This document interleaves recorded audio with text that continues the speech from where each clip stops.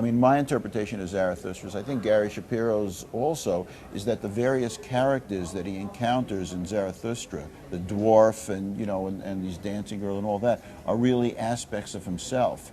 The way he thinks it's best, I think, to understand the master-slave morality as different parts of a single soul, you know, rather than, you know, literal social classes in some sense, you know, although that too applies, that there are times when we want to run away from things and not exercise our wills, and that's the slave in some sense, rather than being, you know, being the master. But there are other times, and there are those who can be the so-called Ubermensch, you know, the beyond man, the man that's willing to sort of go beyond the status quo.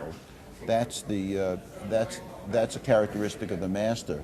And when you were asking me before about, you know, my interest or my connection with Bob Dylan, which is, you know, why I was giving the particular paper that I did, was because I think Nietzsche sees the artist as being the prime example, one of the great examples of the Ubermensch. And, you know, for a while he was enthralled with Richard Wagner, you know, for a while, not the whole time, but he sort of sees that, and you know, many of the crises that he kinds of named, at least Heidegger thinks, requires the kind of beings that are willing to take charge, willing to take dominion over the earth, in view of many of these crises. And the most famous, of course, that Nietzsche sort of heralds, is the death of God, and many people have interpreted that to say that God, I mean, the concept of God is like a sun sinking on the continent of Europe, you know, weakening and weakening and weakening until God no longer has its powerful role.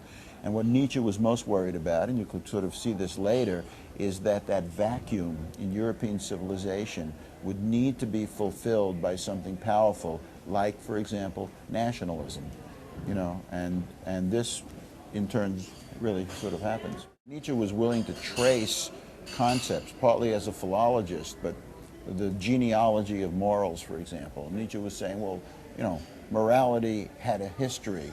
God has a history. Just as Foucault later would talk about who's very much a Nietzschean, would talk about the history of madness, or the history of medicine, or the history of sexuality, that it wasn't always the same as it is today.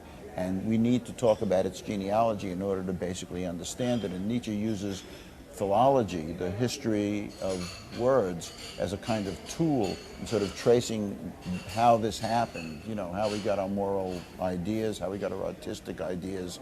And so for him, the very recognition that things were not always the way they are and that things will change is an important theme of Zarathustra, where he says something like, someday people will look back on us the way we look back on the ape.